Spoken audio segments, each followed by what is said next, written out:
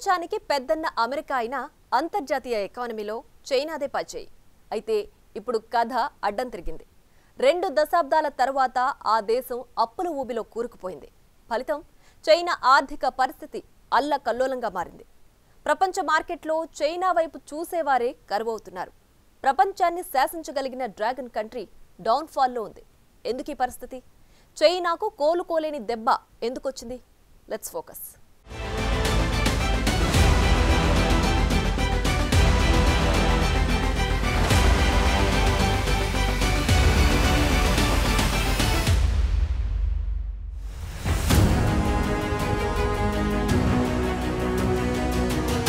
China అంటేనే అత్యంత పెద్ద ఆర్థిక వ్యవస్థకు నిదర్శనం. 2 దశాబ్దాలు ప్రపంచానికి మార్కెట్ స్ట్రాటజీ నేర్పిన కంట్రీ. ప్రపంచ పెద్దన్న అమెరికాను కూడా శాసించే పొగరున్న దేశం. Mining, technology, real estates, online shopping వంటి ఇండస్ట్రీలే కాకుండా పిన్నీసు నుండి ప్లేన్స్ వరకు ఎలాంటి వస్తువునైనా టోపులు చేసి అమ్మేసే డేరున్న దేశం. అయితే ప్రస్తుతం చైనా ఆర్థిక వ్యవస్థ ఆశాంతం దిగజారిపోతున్న పరిస్థితి. భారీగా అప్పుల్లో కూరుకుపోయిన కంట్రీలు పెట్టుబడులు పెట్టడానికి కూడా ఎవరూ ముందుకు రాని దుస్థితి. పలు దేశాలకు ప్రధాన రుణదాతగా ఉన్న చైనా ఇప్పుడు దేబురించే స్థాయికొచ్చింది. స్థానిక ప్రభుత్వాలు, వాటి ఆర్థిక అనుబంధ సంస్థలు రియల్ ఎస్టేట్ డెవలపర్స్కు అప్పులిచ్చి ఇప్పుడు ఊపిరాడక సతమతమవుతోంది.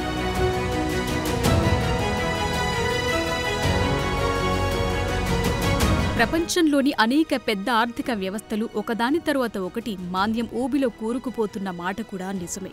జర్మనీ, బ్రిటన్, జపాన్ కూడా సమస్యలు ఎదుర్కొంటున్నాయి. అయితే ప్రపంచంలోని 2వ అతిపెద్ద ఆర్థిక వ్యవస్థ అయిన చైనాను మాంద్యం తాకగలదా అనే విషయంలో ఒకప్పుడు సందేహాలున్నా ఇప్పుడు అవి వాస్తవమయ్యాయి. చైనాలో ఆర్థిక మాంద్యం గురించి గతేడాది మొదలైన చర్చ ఇప్పుడు మరింత తీవ్రమైంది.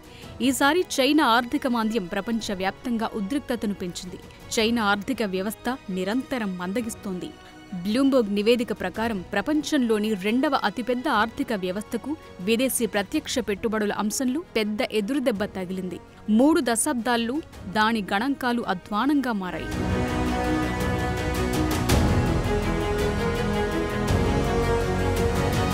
ప్రపంచంలోని అతిపెద్ద వృద్ధి సాధించిన దేశంగా ఉన్న చైనా ఆర్థిక వ్యవస్థ ఇప్పుడు చిందరవందరగా మారింది. పెట్టుబడిదారులు బిలియన్ల డాలర్లను వెనక్కు లాక్కుంటున్న తరుణంలో ప్రపంచ మార్కెట్లలో భారీ మార్పులు చోటు చేసుకుంటున్నాయి. చైనా స్టాక్స్ క్షీణిస్తున్న కారణంగా పెద్ద స్థాయిలో పెట్టుబడులు వెనక్కు వెళ్లిపోతున్నాయి. గత 4 ఏళ్లలో ఎప్పుడూ లేనంతగా షాంఘాయ్ కంపోజిట్ ఇండెక్స్ దిగువ స్థాయికి పడిపోయినట్లు నివేదికలు చెప్తున్నాయి. 2018 అక్టోబర్ నుండి చూసుకుంటే 2024 ఫిబ్రవరి మొదటి వారంలో ఇండెక్స్ 6.2% పడిపోయి అతి భారీ నష్టం కనిపించింది. గతేడాది చైనా తన ఆర్థిక వృద్ధి లక్ష్యమైన 5% లక్ష్యాన్ని త్రుటిలో అధిగమించింది. సంక్షోభంలో ఉన్న ప్రాపర్టీ మార్కెట్, దిగజారిన ఎగుమతి ఆదాయాలు, ప్రైవేట్ పరిశ్రమపై అణగారిపోయిన నేపథ్యంలో అంతర్జాతీయ పెట్టుబడిదారులు రికార్డ్ రేట్ల వద్ద చైనీస్ స్టాక్ల నుండి వైదొలుగుతున్నాయి.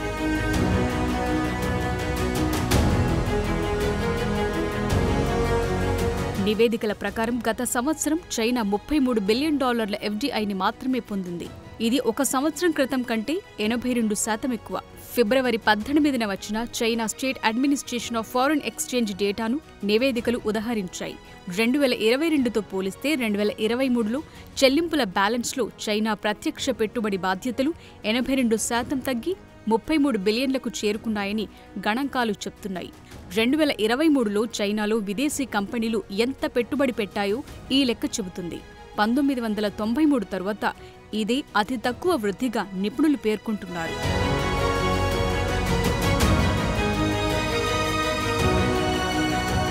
పూర్తి సంవత్సర ప్రాతిపదికన ఎఫ్డీఐ వృద్ధి 3 దశాబ్దాల్లో అత్యల్పంగా ఉండటమే కాకుండా 2023 3వ త్రైమాసికంలో కూడా విదేశీ ప్రత్యక్ష పెట్టుబడులు పెరగటానికి బదులు తగ్గాయి.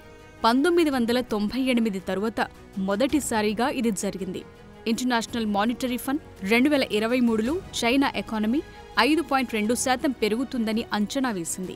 అయితే ప్రస్తుతమున్న పరిస్థితి దృష్ట్యా 2024లో ఆ వృద్ధి 4.6%కి పడిపోతుందని, 2028 నాటికి ఇది 3.4%కి చేరుకుంటుందని అంచనా వేస్తున్నారు.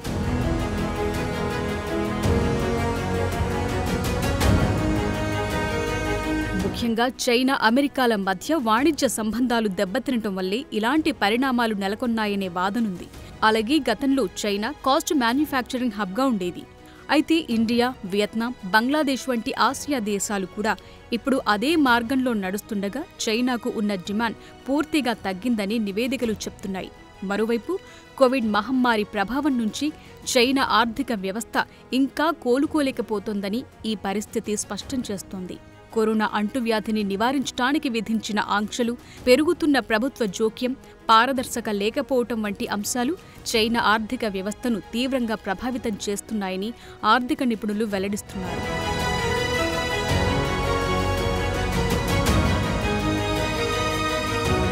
రిచ్ కంట్రీ అయిన చైనా దాదాపు 150 అభివృద్ధి చెందుతున్న దేశాలకు సుమారుగా $1 ట్రిలియన్ రుణంగా ఇచ్చింది. అయితే ఆర్థికంగా ఇబ్బందులకు గురవుతున్న దేశాలు చెల్లించాల్సిన పెద్ద అప్పులను రద్దు చేయడానికి మాత్రం చైనా ఎలాంటి చర్యలు చేపట్టలేదు. పైగా స్వదేశంలో స్థానిక ప్రభుత్వాలు, ఎక్కువగా ఆఫ్ ది బుక్స్ ఆర్థిక అనుబంధ సంస్థలు, రియల్ ఎస్టేట్ డెవలపర్ల ద్వారా $ట్రిలియన్ల బకాయిలను పెంచుకుంది. తద్వారా అంతా కలిసి తడిసి మోపెడయి ఇప్పుడు అప్పులు తీర్చుకోలేని స్థాయికి చేరుకుంది.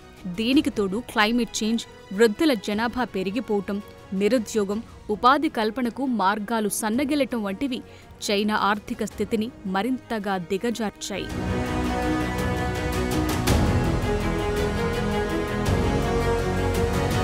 ఇంత అధ్వాన్న పరిస్థితికి చేరుకోకముందు చైనా ప్రభుత్వం జోక్యం చేసుకున్న తరుణంలో కూడా స్టాక్ మార్కెట్ ఎలా మెరుగుపడటం లేదని బ్లూంబర్గ్ సందేహాలు వ్యక్తం చేసింది.